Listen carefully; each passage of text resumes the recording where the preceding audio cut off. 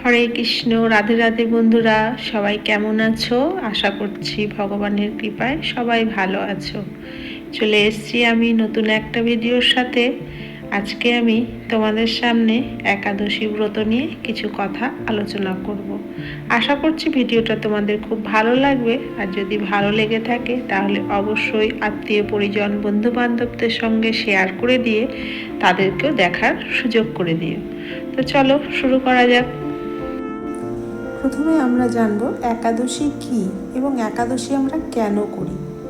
একাদশী হিন্দু ধর্মে বৈষ্ণব ঐতিহ্যের একটি অত্যন্ত পবিত্র ও গুরুত্বপূর্ণ ব্রত, যা প্রতি মাসের শুক্ল ও কৃষ্ণপক্ষে অর্থাৎ মাসের 11তম দিনে পালিত হয়।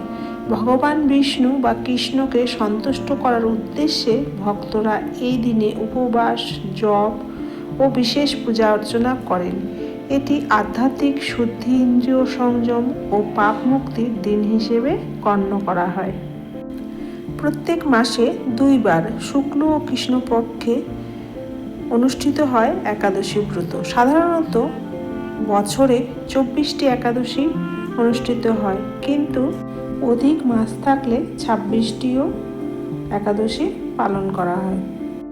এবার বলবো একাদশী করার উদ্দেশ্য কী।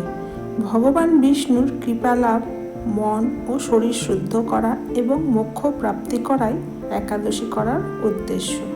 একাদশী পালন আমরা করব কিভাবে করে? সাধারণত এই দিনে অন্ন অর্থাৎ শস্য বর্জন করা হয় এবং ভক্তরা উপবাস বা ফলাহার গ্রহণ করেন। প্রত্যেক একাদশীর ভিন্ন ভিন্ন মাহাত্ম্য বা উপবাসের গল্প রয়েছে। যাহারা একাদশীর উপবাস করিবেন তাহাদের প্রত্যেককেই একাদশীর দিনে উপবাস অবস্থায় একাদশীর মাহাত্ম্য এবং ব্রত কথা অবশ্যই শুনিতে হইবে। এবার আমি আলোচনা করব 2026 সালের অপরা একাদশী কবে। তো 2026 সালের অপরা একাদশী 13ই মে বুধবার, 30শে বৈশাখ 1433 বঙ্গাব্দে পালিত হবে। এটি জ্যৈষ্ঠ মাসের কৃষ্ণপক্ষের একাদশী তিথি। এই দিনে ভগবান বিষ্ণুর উপাসনা করা হয় এবং এটি পাপমোচন ও অসীম পুণ্যলাভের জন্য অত্যন্ত গুরুত্বপূর্ণ বলে মনে করা হয়। অপরা একাদশীর নির্দিষ্ট সময় এবার আমি আলোচনা করব। একাদশী তিথি শুরু 12ই মে 2026 দুপুর 2:52 থেকে।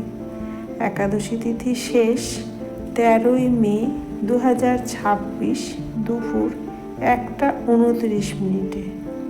ব্রত পালনের তারিখ 13ই মে 2026 উদয়মান তিথি অনুসারে বুধবারে একাদশী তিথি পালিত হবে।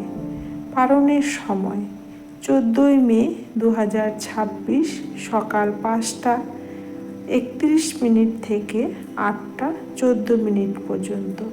তবে স্থানভেদে সময়ের কিছুটা হেরফের হতে পারে।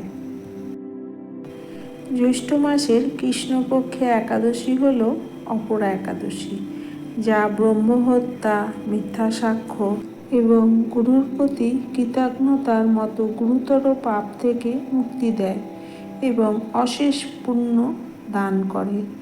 এই ব্রত পালনে ব্যক্তি বিষ্ণু ও লক্ষ্মীর আশীর্বাদ লাভ করে এবং প্রেতযোনি থেকে মুক্তি পায়। পুরাণ অনুযায়ী এই ব্রত পালন পাপরূপ বৃক্ষ কাটার কুঠার স্বরূপ। এবার আমি অপরা একাদশীর ব্রত কথা ও মাহাত্ম্য আলোচনা করব। পৌরাণিক প্রেক্ষাপট শ্রী মহাভগবদ্গীতা পুরাণে বর্ণিত এই ব্রত কাহিনীর কথা ভগবান কৃষ্ণ রাজা যুধিষ্ঠিরকে বলেছিলেন।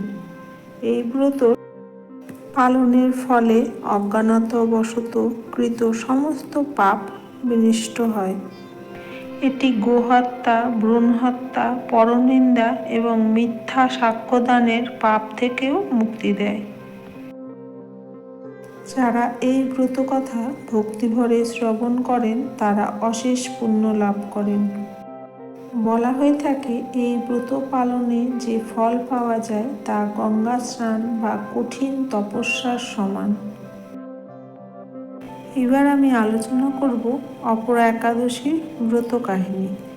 পদ্মপুরাণ অনুসারে প্রাচীনকালে মহিধ্বজ নামে এক অত্যন্ত ধার্মিক রাজা ছিলেন, কিন্তু তার ছোট ভাই বজ্রধ্বজ ছিল অত্যন্ত নিষ্ঠুর, অন্যায়কারী ও ঈর্ষাপরায়ণ। বজ্রধ্বজ তার বড় ভাই রাজাকে হত্যা করে এবং তার দেহ বনের একটি পিপল অর্থাৎ অশ্বত্থ গাছের নিচে পুঁতে রাখে। এই অস্বাভাবিক মৃত্যুর কারণে রাজা মহিধ্বজ অকালে মৃত্যুর পর সেই পিপল গাছে একটি অশুভ প্রেতাত্মা হিসেবে বসবাস করতে শুরু করেন এবং আশেপাশের মানুষদের অত্যাচার করতেন। একদিন ধৌম নামে এক মহর্ষি সেই পথ দিয়ে যাচ্ছিলেন।